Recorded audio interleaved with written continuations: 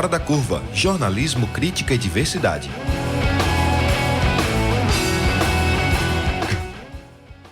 Olá, ouvinte da Rádio Universitária. Eu sou Maria Eduarda Rocha, jornalista e professora de Sociologia da UFPE. Está começando agora mais uma edição do Fora da Curva, que vai ser reprisado hoje às 21h na nossa rádio pública. Nessa primeira veiculação, nosso programa é transmitido ao vivo pela nossa página no Facebook e na página 99 Universitária. Você pode participar pelas redes sociais enviando perguntas e comentários. A campanha do segundo turno na disputa presidencial tem sido marcada por ataques no horário eleitoral gratuito e boatos nas redes sociais.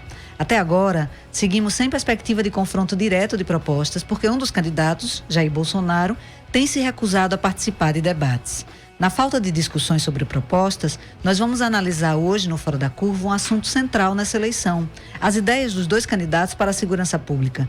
Pregando que bandido bom é bandido morto, o candidato que lidera a corrida presidencial, Jair Bolsonaro, elegeu o combate à criminalidade como a principal bandeira.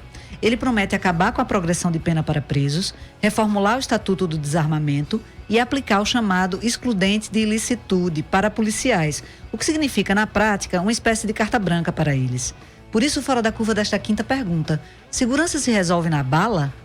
Para tratar desse tema, nós estamos hoje no programa Fora da Curva com José Luiz Raton, professor do Programa de Pós-Graduação em Sociologia da Universidade Federal de Pernambuco e coordenador do Núcleo de Estudos e Pesquisas em Políticas de Segurança, o NEPS. Bem-vindo, Raton, bom dia. Bom dia, Eduarda, bom dia aos ouvintes, bom dia, Thales.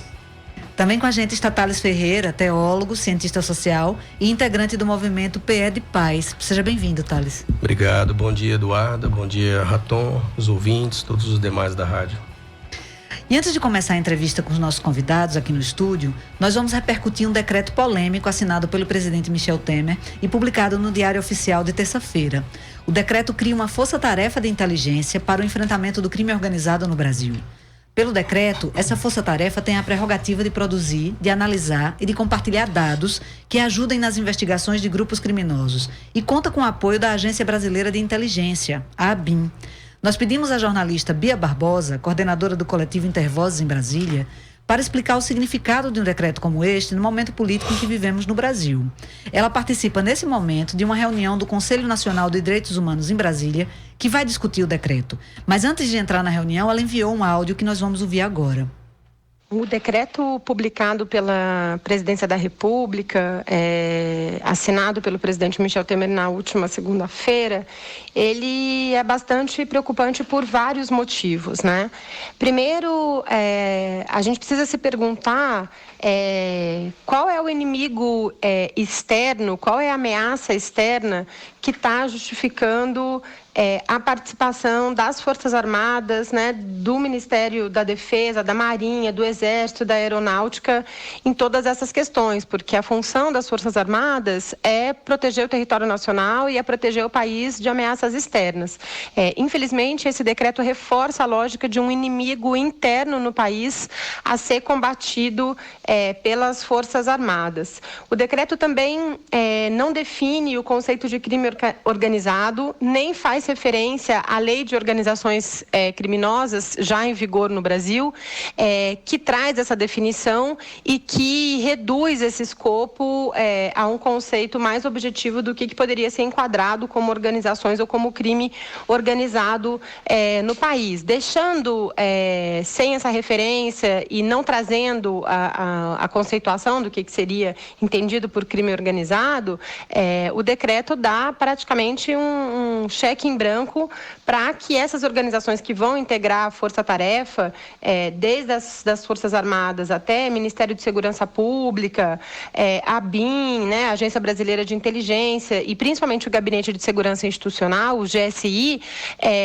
para atuar contra qualquer organização, contra qualquer movimento, contra qualquer coletivo que seja considerado por esses setores e por esses órgãos como um adversário, como um inimigo interno. Qual o risco envolvido num decreto como esse? Então, como foi dito pela Bia, nós temos algumas questões aí muito problemáticas. Primeiro, que é um decreto completamente extemporâneo, né? Absolutamente extemporâneo no momento de disputa de segundo turno, no momento complicado do ponto de vista nacional, de um conjunto de tensões relacionadas a uma campanha presidencial muito violenta da parte de um lado, e ela cria uma série de inseguranças para a nossa percepção do que vem desse decreto, né? Ele é muito vago, é muito genérico, por um lado. Por outro lado, os seus participantes são participantes vinculados às Forças Armadas, em sua maioria, e a essa confusão que foi colocada pela Bia, né? Digamos assim, a confusão, né? Aparente confusão entre inimigo interno e inimigo externo, né? Quando as Forças Armadas, elas, digamos, têm como missão a proteção do território nacional, né? E, ao mesmo tempo, elas estão envolvidas com uma força-tarefa que está voltada para organizações criminosas definidas de uma forma muito vaga, muito tênue, e que não fazem referência a nenhum tipo de definição mais concreta, e que pode, portanto, criminalizar qualquer grupo que seja de oposição ao eventual governo, ao governo federal, qualquer que seja. Então isso é muito problemático. Assim, eu não entendo também por que esse decreto surge nesse momento, no momento que exatamente um dia ou dois depois que o presidente da República é denunciado por recebimento de propina, e em que a possibilidade de não ter mais fórum privilegiado parece que se articula com o surgimento de um governo, ou possivelmente de um governo que será muito conservador. Me parece assim, eu tenho receio de que isso tenha sido a antecipação dos problemas que nós teremos, ou provavelmente teremos, a partir do ano que vem. Então é muito preocupante nesse contexto de acirramento, de violência de parte de um dos candidatos à presidência da República, que não tem compromisso nenhum com a democracia, com o reconhecimento da diversidade, das organizações da sociedade civil. E aí, nesse contexto, que está comprometido com a ideia de acabar com o ativismo político, né? Assim, ele Isso é diz, muito importante. Ele disse seguramente que quer acabar com o ativismo político. Então surge um tipo de regulamentação de uma força-tarefa que me parece que antecipa dimensões operacionais que nós temos que ficar muito preocupados, muito organizados, muito atentos para os próximos meses e para o ano que vem, especialmente. Ele disse, entre outras coisas, também que poderia tratar o MTST e o MST como organizações terroristas, né? Movimentos que lutam pela moradia, pelo direito à moradia e pela propriedade da terra poderiam ser tratadas como organizações terroristas. Como é que a gente pode apreciar esse tipo de invenção institucional, Thales, nesse contexto? Esse discurso dele, inclusive, casa um pouco com o que está escrito em uma das recomendações do plano do Bolsonaro. Uma das coisas que o Bolsonaro coloca no plano é tipificar como terrorismo invasão de propriedades rurais e urbanas no território brasileiro. Retirar da Constituição qualquer relativização da propriedade privada, como exemplo da restrição, e ele cita aí o artigo. Eu vejo total casamento nesse viés conservador. Eu também concordo com o Raton. A grande preocupação nossa é o momento que isso foi lançado, o porquê que isso foi lançado agora, as portas de eleições, eleição que provavelmente deve trazer no governo um governo extremamente conservador. Então, eu coaduno com as palavras do Raton de preocupação com essa declaração. Eu acho que a gente poderia, então, entrar mais especificamente nas propostas de Bolsonaro para a segurança pública, né? Como é que você avalia, na verdade, é a principal bandeira da candidatura dele, né? E atende a um anseio que é muito, muito visível na sociedade brasileira, o desejo por mais segurança. Nós temos um problema crônico de violência no país, um país que sempre foi violento, né? Um país em que a violência está relacionada aos enormes padrões de desigualdade, tanto do ponto de vista socioeconômico, quanto do ponto de vista da atuação do Estado, né? Então, o candidato, ele vocaliza de uma forma muito autoritária nessas eleições uma demanda da sociedade em que ele se propõe a resolvê-lo de forma ainda mais autoritária, né? Do que está colocado hoje no país. Ela tem um tripé, assim, tem três coisas nas propostas de Bolsonaro: endurecimento das leis, né? Super encarceramento e a possibilidade de armar, de que a população seja armada, de relaxamento, de flexibilização do Estatuto do Desarmamento. Essa é uma combinação explosiva e ela pode produzir efeitos perversos ainda mais graves. Ela pode criar problemas quase que imediatos para o Brasil. Primeiro, endurecimento da lei num país em que a lei não é efetivamente cumprida, em que a polícia não consegue investigar nem 10% do conjunto de crimes contra a vida, e E também nós temos que pensar que a experiência internacional de endurecimento da lei, ela ou não funciona, ou ela não funciona, mas só funciona para os grupos mais vulneráveis, né? As experiências de mano dura na América Latina e mesmo nos Estados Unidos, elas são sempre dirigidas contra grupos minoritários, contra as populações mais pobres, contra os negros, contra as minorias étnicas, e aí então isso é muito complicado, por um lado. Primeira coisa então, se eu bem entendi, o combate à impunidade deveria passar pelo aumento do serviço da inteligência da polícia para que mais crimes fossem resolvidos, fossem solucionados. Antes de endurecer as leis, mais criminosos precisam ser culpabilizados. Especialmente, nós vamos pensar o seguinte, que nós não podemos colocar todo mundo na cadeia, isso não resolve. Todo mundo para prisão não resolve. Que é uma proposta dele. Que é uma proposta, que é de super encarceramento, né? De aumento da população carcerária, colocar na prisão. E manter preso. Isso. Que uma das coisas que ele deixa claro no plano é prender e manter preso para que haja uma segurança. Então não é só o superencarceramento, mas a manutenção do preso dentro da cadeia. E isso tem vários problemas. A primeira coisa é o seguinte, nós precisamos ter uma legislação que seja mais inteligente, porque o Brasil prende muito, prende mal. A proposta desse candidato é de aumentar os níveis de encarceramento. Isso tem algumas consequências, pode ter algumas consequências imediatas, né? Primeiro, quem que se prende hoje no Brasil? Pessoas pobres, principalmente homens, mas pessoas pobres, negras, jovens, moradores dos bairros, dos subúrbios das grandes e médias cidades brasileiras. Esse, digamos assim, é o público da polícia. Só que nós não estamos prendendo as pessoas que matam de forma sistemática. Grupos de extermínio que têm participação extralegal de integrantes das forças policiais. Nós não estamos identificando autoria de crimes relacionados a disputas de grupos armados nesses espaços de destituição de direitos sociais. Então nós temos que prestar atenção primeiro nisso, para identificar quem deve ser preso e não colocar todo mundo na cadeia. Essa proposta é absolutamente insensata. Agora, além disso, acho que um outro problema relacionado a essa questão é que o superencarceramento tem colocado dentro das prisões pessoas com uma experiência do ponto de vista da atividade criminosa, com pessoas que não têm a mínima experiência, mas que quando voltam para suas comunidades têm dívidas a pagar de onde estiveram durante muitos anos. Isso cria mecanismos de reprodução da violência dentro dessas comunidades como efeito perverso do superencarceramento. Ou seja, facilita o recrutamento também, né? Isso tende a piorar, porque uma das propostas, inclusive dele, é a redução da maioridade penal. Então a tendência é que a gente consiga encarcerar mais jovens dentro de um ambiente que já é extremamente doente. Eu estava vendo uma entrevista que a Jaqueline Muniz deu lá no Rio de Janeiro, e ela citava uma coisa interessante. Uma das propostas do Bolsonaro é prender mais, prender bastante, prender e manter preso. E ela cita a primeira coisa, o seguinte, que é interessante. Primeiro que o executivo não é um poder que tem um domínio sobre a execução da pena, é o judiciário.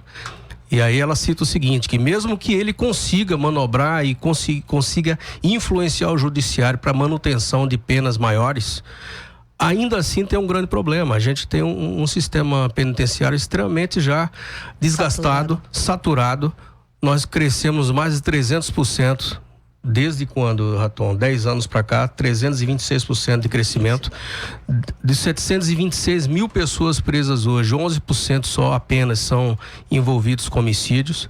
E a Jaqueline conclui dizendo, a simples tarefa de prender num ambiente já doente como é o sistema penitenciário, tendo essa tendência de diminuir a maioridade penal, e agora com o problema que ele tem um Congresso talvez com maioria com ele, isso é um cenário terrível para o futuro.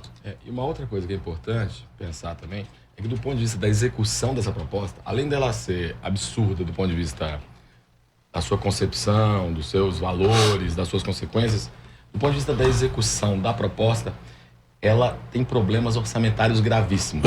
Os padrões de encarceramento que ele está colocando exigirão um gasto do Estado brasileiro com aprisionamento que é incompatível com a proposta econômica do próprio candidato. Então tem uma contradição aí que é muito importante. Ele não consegue resolver essa conta. Essa conta não é resolvível. E os Estados Unidos hoje, os Estados Unidos são o país que mais encarcera no mundo, mas os Estados Unidos e a Rússia também. Mas os dois países vêm passando por processo de desencarceramento provisório. Califórnia era o lugar onde mais se encarcerava no mundo. Tem um negócio que é o seguinte, três crimes sérios e você tinha prisão perpétua. Os governadores da Califórnia começaram a observar que eles não tinham dinheiro para manter tanta gente presa. E na Califórnia, 1 em cada 3 jovens negros, durante a sua vida, ia ser preso. Ia passar um tempo... Então, isso é muito sério. Então, nós temos que pensar isso aí. Essas questões, isso é de um populismo penal absurdo. Quem está falando isso não sabe como é que funciona. Então, é uma proposta para atender demandas imediatas por segurança, sem capacidade de resolver nem no curto prazo, nem sistemicamente. Isso pode gerar situações muito piores no médio prazo, que vão transformar os níveis de violência do Brasil em padrões ainda mais altos. Eu não sei, eu fico me perguntando se isso é ignorância ou é um jogo de você vender ao povo soluções imediatistas que de fato as pessoas estão com a sensação, uma percepção de insegurança muito grande, e você vende coisas prontas. Por exemplo, a questão econômica também, com a proposta dele de armamento, é terrível. Não é só a questão do sistema penitenciário, mas a questão dele dizer que vai afrouxar, flexibilizar as leis para que as pessoas possam ter armas em casa. Isso, e não só isso, mas doar armas às pessoas, economicamente falando, isso é completamente inviável. Então, não só o sistema penitenciário, mas também essa proposta dele de armamento é uma loucura do ponto de vista econômico. Até porque as restrições para a posse de uma arma são bastante razoáveis, né? A aptidão para mexer na arma, aptidão psicológica, que é uma coisa muito importante, não é? Não está envolvido em nenhum processo, quer dizer, o cidadão comum no Brasil ainda pode ter acesso e atender a alguns requisitos, não é isso? E as chances de ser vítima de homicídio e de suicídio se multiplicam em 5 vezes, né? Se você tem uma arma em casa. Essa é uma questão importante. A diferença entre posse e porte de arma, né? Sim. E a relação entre a posse e o porte. Isso que o Thales falou é uma coisa interessante. O custo de cada cidadão brasileiro ter uma arma de fogo hoje, de pequeno porte, é de 40% do PIB. 39% do PIB.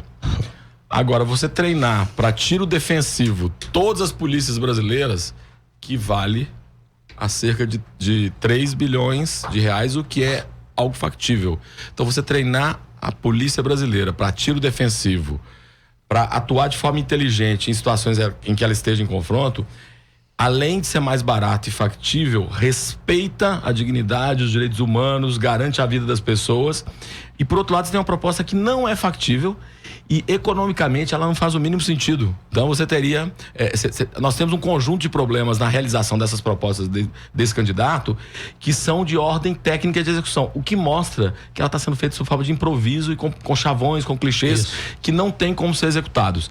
Isso, quem entende, os policiais hoje, gestores, pesquisadores que trabalham com isso, sabem que as propostas de Bolsonaro são irrealizáveis do ponto de vista que estão colocadas. E mesmo que fossem realizáveis, elas reduziriam a violência? Essa é uma questão que a gente precisa colocar, porque o nosso ouvinte, tem muita gente que está sendo seduzido por esse tipo de proposta. Ele joga com algumas ideias, né?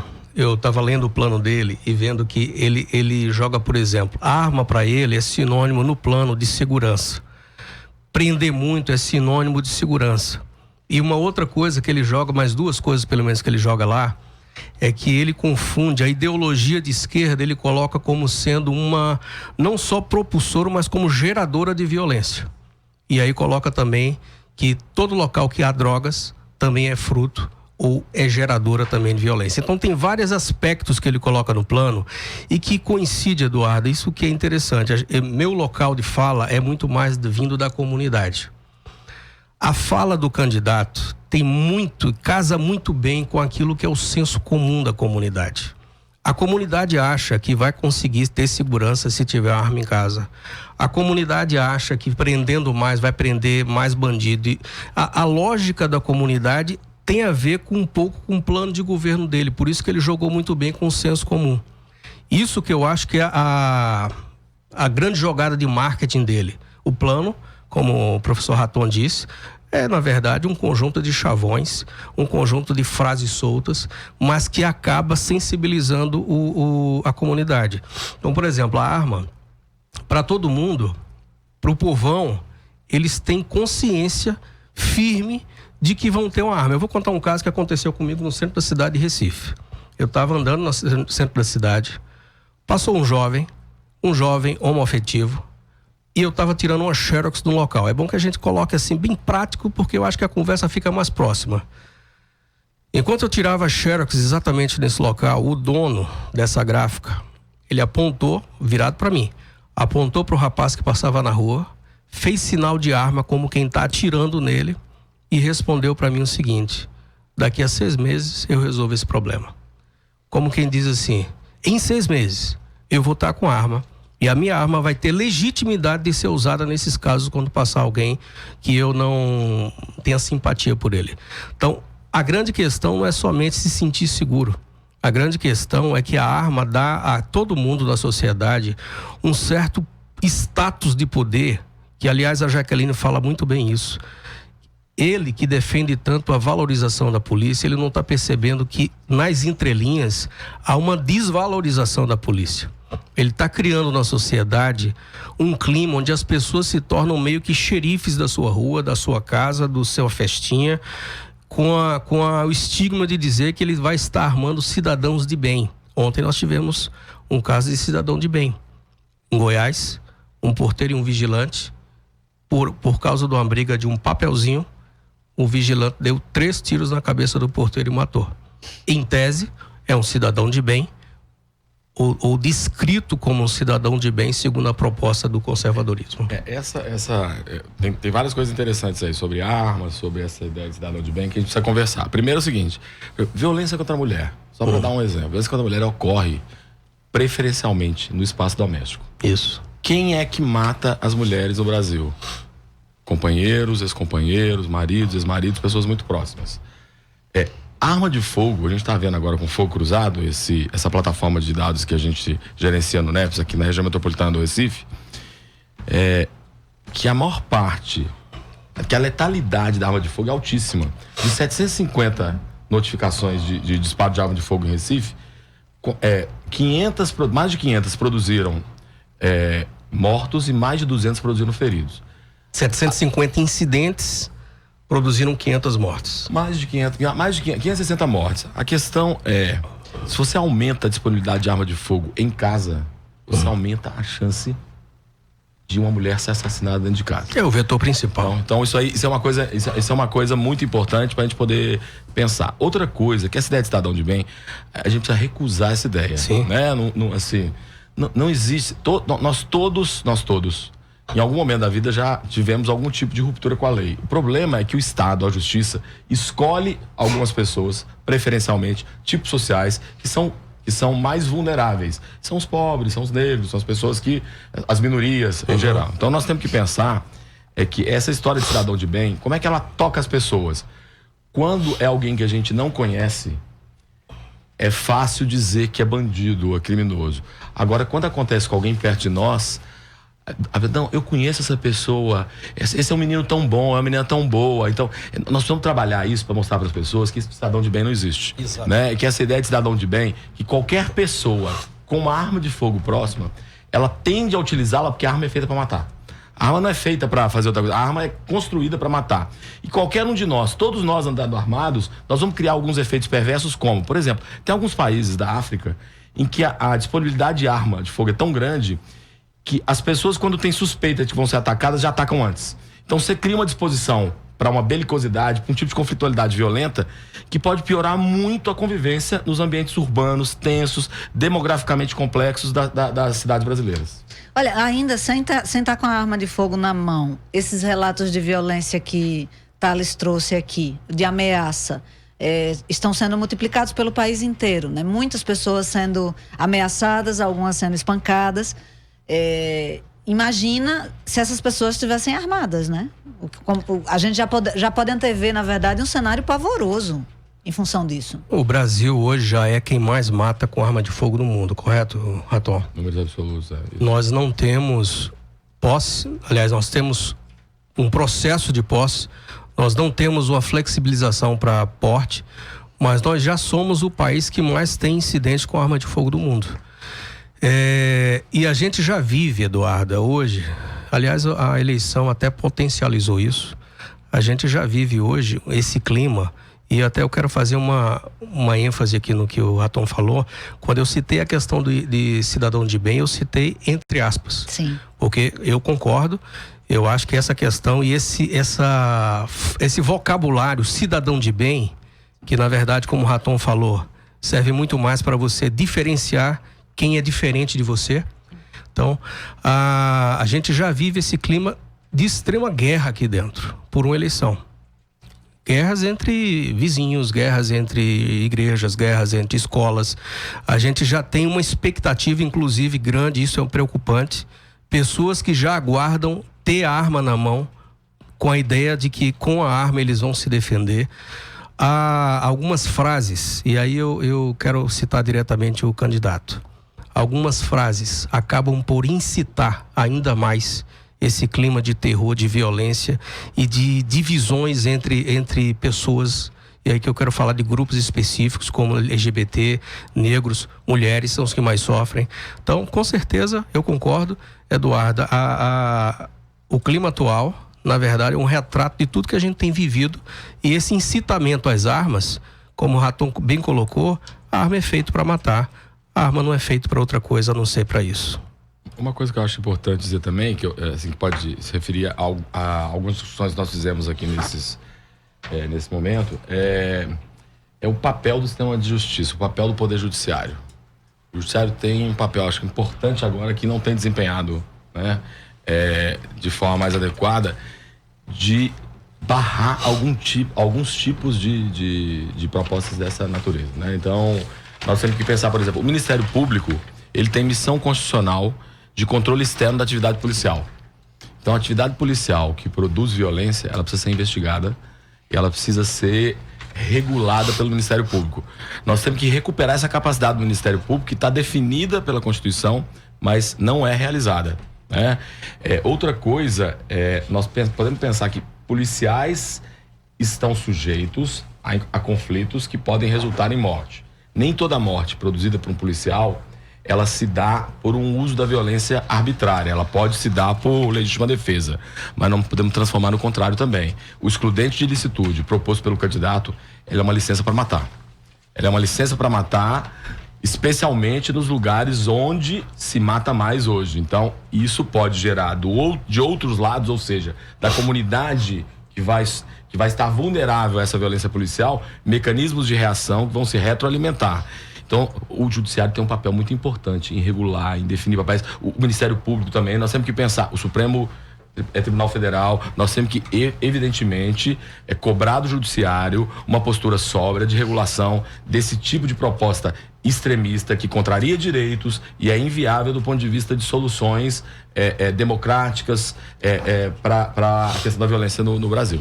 Então, Raton se refere à proposta do candidato Jair Bolsonaro de que toda morte produzida por um policial em ação seria considerada legítima, né? De fato, isso pode acarretar, inclusive, um aumento da morte de policiais, né? Que é uma coisa que a gente não costuma pensar. Que o aumento da violência vitima muito as forças policiais também. Sim. O excludente, inclusive, é bom que se diga, novamente eu vou trazer, o candidato, ele joga muito com o senso comum. Para a comunidade, para a sociedade em geral, que é leiga, eles nem sabem que já há excludente de ilicitude. Então, desde 1984 já existe. Agora, a lei dá, inclusive eu trouxe aqui, a lei dá quais são os casos que você pode usar, são exceções, em estado de necessidade, legítima defesa, estrito cumprimento do dever legal, o exercício regulado do direito. Ou seja, o policial já goza dessa direito de um excludente de ilicitude. O que o candidato quer é flexibilizar de tal forma que qualquer ação que gere morte com policiais não precise ser julgado. Ele automaticamente entra. Você acha, Raton? Aí é uma pergunta entre a gente. Você acha que o auto de resistência, que foi muito usado, é uma forma ou é indiretamente uma forma de usar um excludente de ilicitude? O que é o auto de resistência? Explica para... É uma forma de classificação que algumas polícias usam em alguns estados brasileiros para classificar homicídios praticados pela polícia em situação de suposto conflito, certo? Já é muito usado. Agora, então, mas já é usado, mas o que o candidato Bolsonaro está propondo é muito mais grave. Sim. Porque ele está querendo uma expansão oficial, do excludente de ilicitude para toda situação em que um policial mata. Então, ou seja, isso nem vai para a justiça. Isso é classificado de uma forma que não pode ser julgado como homicídio e não pode resultar em pena. Então, isso é muito complicado. É muitíssimo complicado. Agora, isso tem que ser feito através de projeto de lei. Então, isso vai ter que ter uma disputa no Congresso. E, ao mesmo tempo, vai ter que ter controle do Supremo Tribunal. Então, nós temos que pensar nas instâncias. Nós não estamos pensando que estamos na democracia.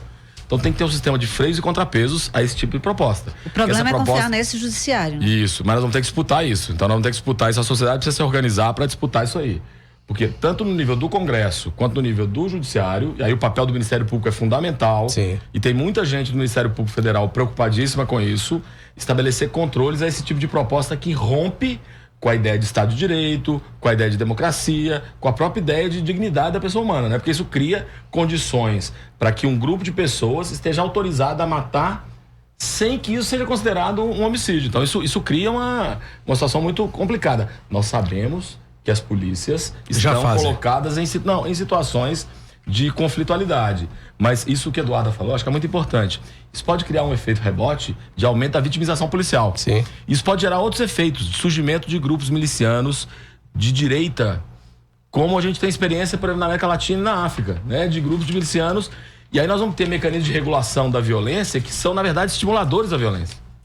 Nós vamos pensar grupos paramilitares, a possibilidade de surgimento de grupos paramilitares num contexto em que a violência se acirra, gerado pelo aumento da disponibilidade de arma de fogo e pelo excludente de ilicitude, é muito grave. Essas coisas todas juntas é muito explosivo, para usar uma metáfora vinculada a essa área. Os 2 milhões de habitantes que se estima que estejam hoje em áreas que são controladas por milicianos sabem muito bem, né, que é um preço muito alto que se paga por esse suposto controle da violência, né? É um preço, esse controle da violência é feito às custas de extorsão, de ameaça e eventualmente de mais violência. O que você falou antes, Eduarda, sobre milícia. Eu vi um sociólogo essa semana dizendo exatamente isso que você está dizendo. O que se faz com essa aprovação, se caso seja, do excludente de ilicitude, é a gente fazer com que haja uma regulação de uma ação quase que miliciana da polícia. Então, polícia que antes, para ser milícia, teria que fazer um caminho paralelo para poder matar e não sofrer penalidades disso, agora ela tem carta branca. Ela pode agir, inclusive ela pode agir como milícia, sem que com isso ela tenha consequências. O mais estranho é pensar que esse candidato tem tido um crescente apoio em populações que seriam as primeiras a sentir os efeitos dessas medidas, não é? Eu penso especificamente em pobres, negros e ele já ganha na faixa de renda, segundo a última pesquisa do Ibope, ele já tem a preferência do eleitorado na faixa de renda que vai de 1 a 2 salários mínimos. Ele só perde na faixa das pessoas que ganham até 1 salário mínimo. Isso é que é mais espantoso, né? Isso é fruto da incapacidade do Estado brasileiro de, fornecer segurança como um bem público de uma forma equânime nos últimos 30 anos do Brasil, né?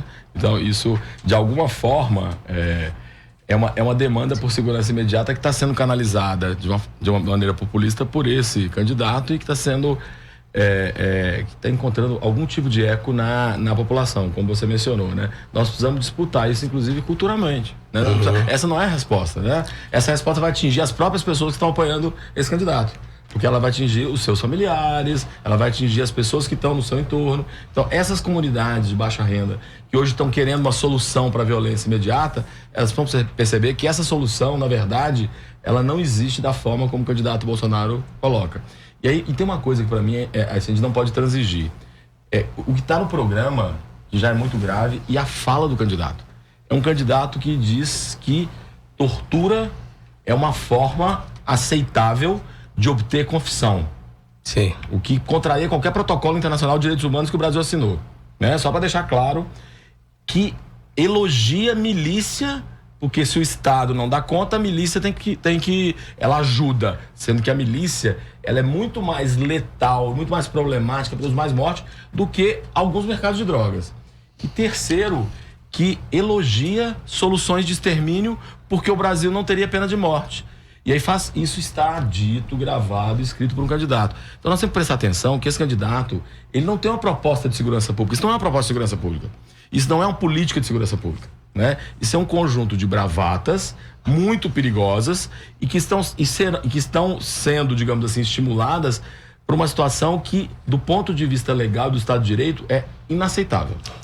É para trazer entrevistas com a visão crítica sobre o que está acontecendo no país que o Fora da Curva está no ar, de segunda a sexta, aqui na Rádio Universitária, a nossa rádio pública. Nós vamos para um rápido intervalo e voltamos já já.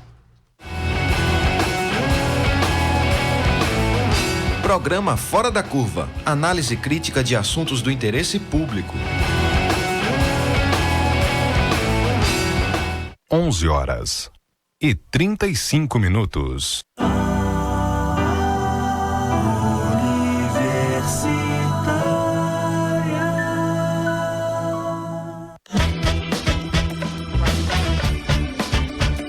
Universitária FM, Agenda Cultural.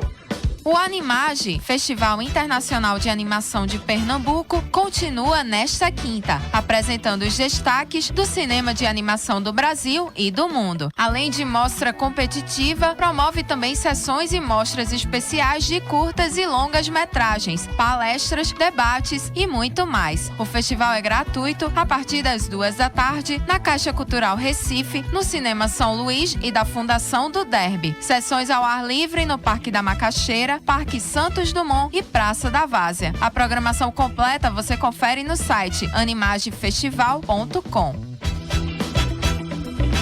O Jazz and Other Sound está de volta a partir desta quinta no Burburinho Bar. Entre as atrações, Breno Lira, Jefferson Cupertino e muito mais, recebendo convidados para tocarem o puro jazz. A partir das 21h, com ingressos antecipados à venda no site burburinhobar.com.br. burburinhobar.com.br.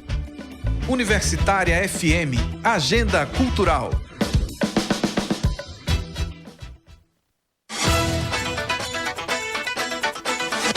Fim de noite especial no domingo da Universitária FM. Às 9h, Junior Black. O Brasil é um parque de diversões arrendado, com uma retroescavadeira parada ao lado, onde a gente só entra pulando o muro dos fundos. 10h, o reencontro dos novos baianos. Batucada de bamba, cadência bonita do samba. Batucada de bamba, cadência bonita do samba. E às 11h, Bjork.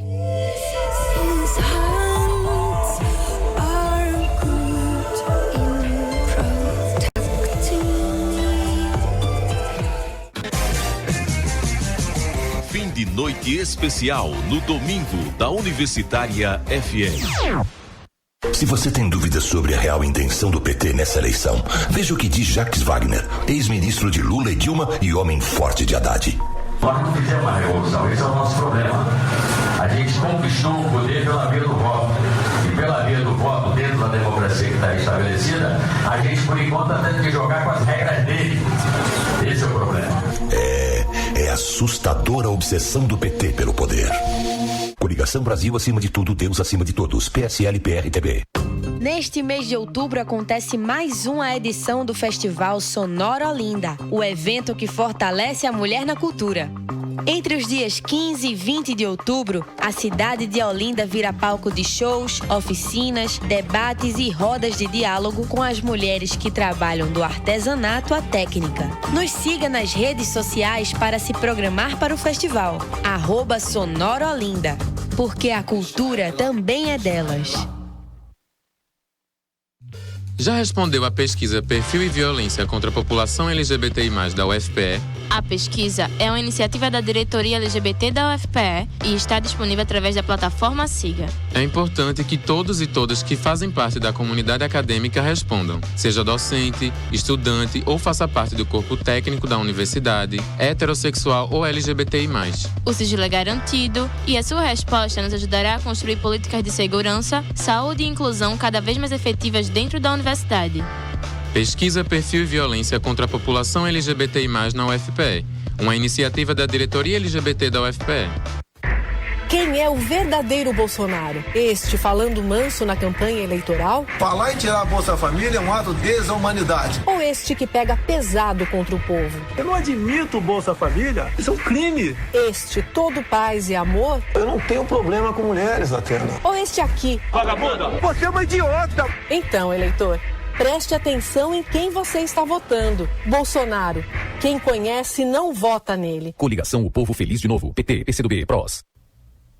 Nota em defesa da universidade pública e da democracia. Com a proximidade do segundo turno das eleições presidenciais de 2018 e atenta ao desenrolar da campanha, a Universidade Federal de Pernambuco considera urgente manifestar-se em defesa da universidade pública e em repúdio a todas as formas de ameaças às liberdades democráticas.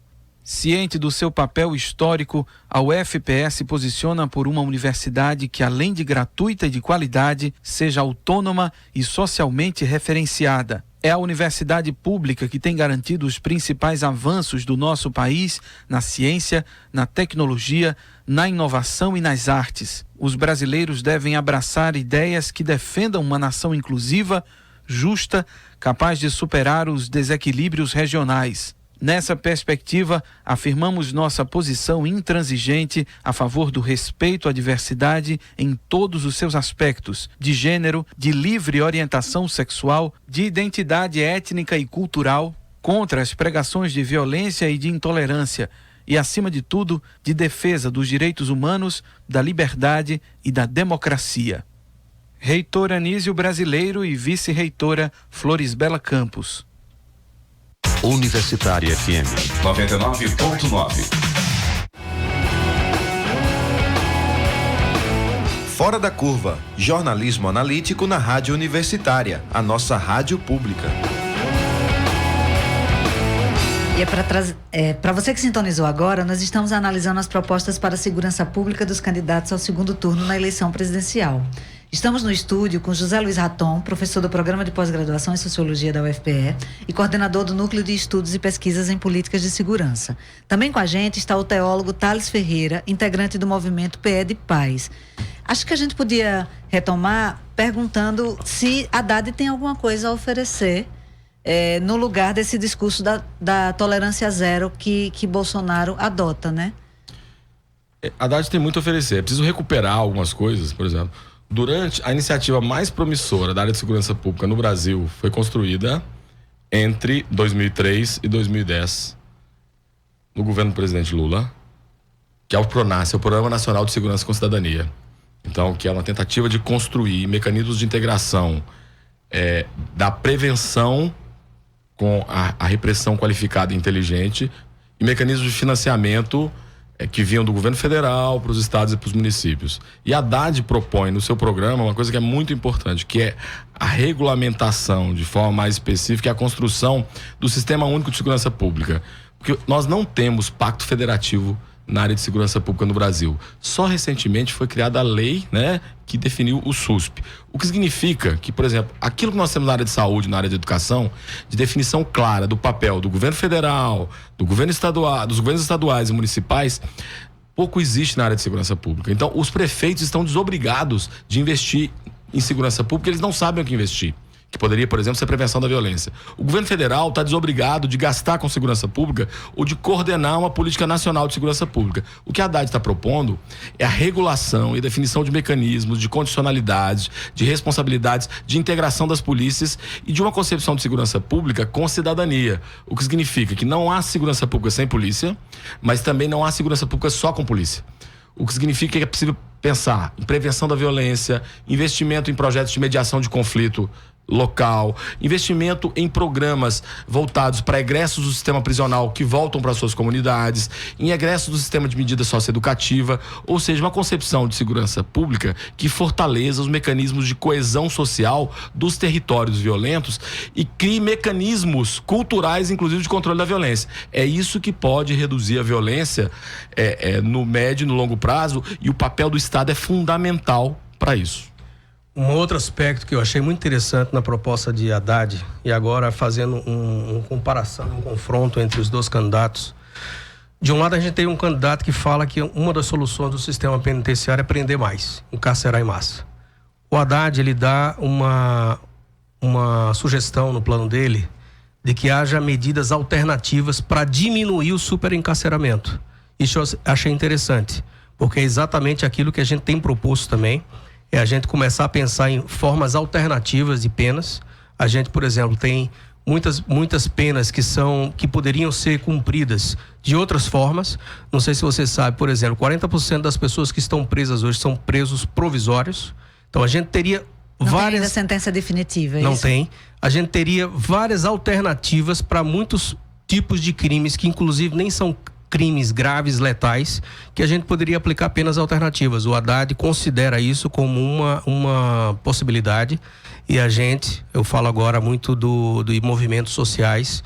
Os movimentos sociais também casam com essa ideia, também reforçam isso, e a gente diz que a gente não pode encarcerar em massa. A gente precisa encontrar meios alternativos que as pessoas possam pagar a pena, não é deixar de pagar. Porque às vezes a impressão que fica, Thales, é que as pessoas podem confundir isso com impunidade, né? Exato. As pessoas têm essa ideia. Por exemplo, tornozeleira para muitas pessoas é tido como uma impunidade.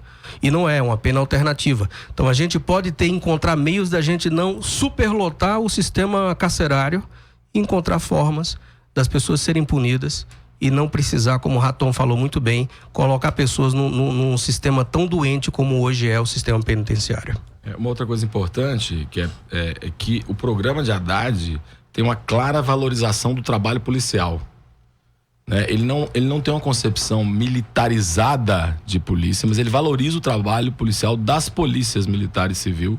Ele propõe, por exemplo, polícias de ciclo completo, ele propõe a participação do nível federal em mecanismos de estímulo, remuneração, atuação das polícias estaduais.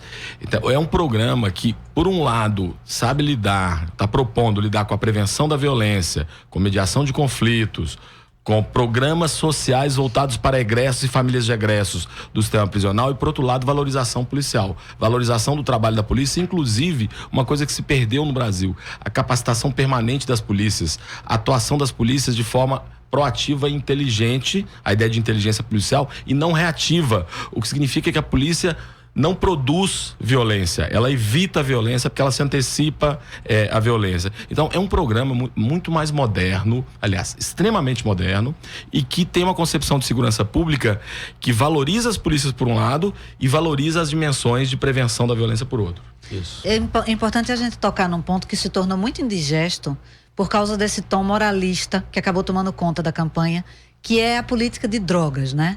Como é que isso se combina a esse superencarceramento a que vocês se referiram? Por que a impressão que os especialistas de segurança pública acham que, às vezes, a criminalização é mais uma forma de empurrar o jovem para a criminalidade do que o contrário? Olha, Raton, eu vou lançando e você complementa. Meu senso, novamente eu digo, meu senso não, aquilo que a gente entende vindo da comunidade é que, na verdade, aquilo que a gente chama hoje de guerra contra crime, contra a violência, contra os homicídios, é, na verdade, hoje no Brasil quase inteiro uma guerra contra pobre, porque, na verdade, a gente prende muito usuário de droga, a gente gasta infinidade de dinheiro, na verdade, muito mais para prender usuários de drogas e combater o crime, na verdade, na ponta e não na base, na origem.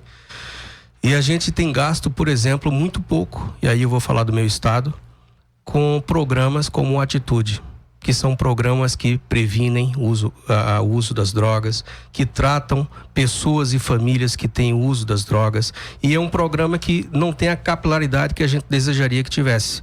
Então, na verdade, a gente tem tido uma guerra muito mais contra pobre, negro, do que exatamente uma guerra contra a droga em si, o uso, disseminação, vício e todos os males que a gente acredita que pode fazer. Que a gente até questiona se o mal maior é a violência ou o mal maior é aquilo que se diz que a droga causa. Então a gente vive nisso. Novamente voltando, o candidato Bolsonaro, ele segue a mesma linha, porque ele segue numa criminalização de quem usa droga. Para ele, segundo o plano dele, quem usa droga é claramente uma pessoa que é marginalizada e dada à violência. Isso é um grande problema, Porque a gente novamente começa a tornar o pobre, o negro, a pessoa de comunidade, o usuário, como sendo tratados como aquelas pessoas que podem e vão sofrer violência, se não violência da sociedade, violência do Estado. E os grandes figurões ficam impunes, né? Isso, essa é uma questão muito importante, né? Porque uma parte importante, que pode chegar até 40% das pessoas que estão presas por crimes relacionados à droga. Se a gente pega as mulheres, esses percentuais aumentam ainda mais, né? Que podem chegar até 70%, 75%. Nós temos que pensar se isso está relacionado com violência ou não. Em boa parte dos casos isso não está relacionado com violência. E nós temos que observar o perfil das pessoas que estão presas. Nós estamos prendendo jovens detidos com pequenas quantidades de drogas sem antecedentes criminais de outra natureza.